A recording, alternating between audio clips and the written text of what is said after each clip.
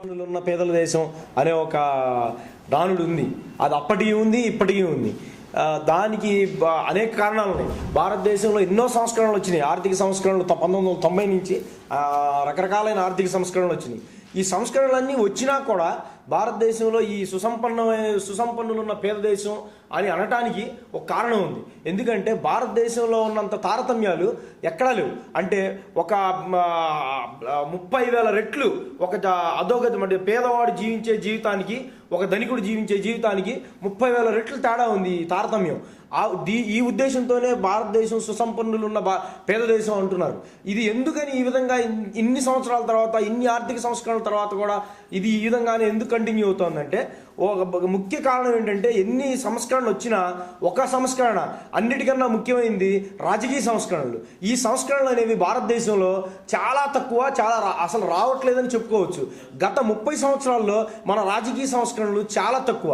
కొన్ని ఏదో కొద్దిపాటి సంస్కరణలు, అది కూడా ఫోర్స్ఫుల్గా చాలా మంది నొక్కి గట్టిగా వక్తలు, ఎన్జిఓలు ప్రయత్నించడం వల్ల వచ్చినాయి తప్పితే వాటంతటికి రాజకీయ సంస్కరణలు రాలేదు. ఇప్పుడు కాకపోతే మన భారతదేశానికి ప్రస్తుతానికి బాగా అవసరమైంది సంస్కరణ ఏంటంటే ఈ రాజకీయ సంస్కరణ మాత్రమే. ఈ రాజకీయ సంస్కరణలు ఏ విధంగా ఉండాలంటే, రాజకీయ నాయకులకి అన్ని ఎటు తిరిగినా కానీ కేంద్రీకృతమైంది అన్ని. వాళ్ళు ఇప్పుడు మనకి ఫోర్ ఎస్టేట్స్ అంటారు. 4 ఎస్టేట్స్ అంటే మన కోర్ట్ ఆఫ్ లా, తర్వాత లెజిస్లేచర్, ఎగ్జిక్యూషన్ అండ్ మీడియా. ఈ 4 ఎస్టేట్స్లో ఈ లెజిస్లేషన్, ఈ రాజకీయ నాయకులు, పూర్తిగా తన చుట్టూ కేంద్రీకృతం అయిపోయినాయి. ఈ 3 మిగతా వాటికి ఏటికి విడదీయన సంబంధంగా తయారైపోయి మిగతా వాటి మీద వీళ్ళ ప్రభావం ఎక్కువగా కనబడుతుంది. అందువలన ఈ రాజకీయ సంస్కరణలు జరిగినట్లయితేనే భారతదేశంలో ఈ నాడుని మనం తొలగించడానికి అవకాశం అయితే ఉందని నా అభిప్రాయం.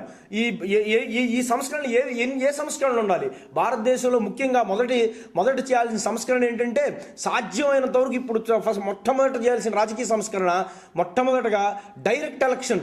అవకాశం ఉన్నంత వరకు ఎక్కడైనా సరే డైరెక్ట్ ఎలక్షన్ అనేది జరగటం మంచిది. ఎందుకంటే ఇది ఈ ప్రజాస్వామ్యంలో బాగా పరిణితి చెందిన దేశాలు ఏదైతే వెస్ట్ కంట్రీస్ కొన్ని ఉన్నాయి, అమెరికా లాంటి, డైరెక్ట్ ఎలక్షన్ జరుగుతుంటే కొద్దిగా మంచి మార్పులు జరగడానికి అవకాశం ఉన్నది అనేది కనబడుతోంది. అలా డైరెక్ట్ ఎలక్షన్ అంటే, ఉదాహరణకి మనం సాధ్యమైనంత వరకు ఎమ్మెల్యేలు చీఫ్ మినిస్టర్నో లేకపోతే ఎంపీలు ప్రైమ్ మినిస్టర్నో ఎన్నుకునే స్థితి నుంచి డైరెక్ట్గా మనం ప్రైమ్ మినిస్టర్నో చీఫ్ మినిస్టర్నో ఎన్నుకునే పరిస్థితికి వస్తే బాగుంటుంది అనే, ఈ రాజకీయ సంస్కరణ చాలా బాగుంటుంది అనే ఉద్దేశం చాలామంది మేధావుల్లో ఉంది. అది రావాలని కూడా కోరుకుంటున్నారు అందరూ. అయితే ఇంకో సంస్కరణ ఏంటంటే, ఇంకో ముఖ్యమైన సంస్కరణ ఏదైతే ఉందో ఈ డీసెంట్రలైజేషన్ అంటే ఇంకో ముఖ్య సంస్కరణ. మన ఈ గుత్తాధిపత్యం మొత్తం ఏదైతే ఈ ఎమ్మెల్యేలు, ఎంపీలు వీరి మధ్యలోనే ఉంది, కానీ ఈ ఆధిపత్యాన్ని కింద దాకా ప్రజల మధ్యలోకి తీసుకెళ్లే స్థితి లేదు ప్రస్తుతానికి. అంటే మున్సిపాలిటీలకి, పంచాయతీలు గత 30 సంవత్సరాల నుంచి పోరాడుతున్నారు ఈ డీసెంట్రలైజేషన్ గురించి, కానీ ఖచ్చితంగా ఈ చివరి దాకా రాని పరిస్థితి ఏర్పడింది. ఈ 2 సంస్కరణలు కనుక భారతదేశంలో ముఖ్యంగా ప్రవేశపెట్టినట్లయితే చాలా అరాచకం తగ్గించవచ్చు.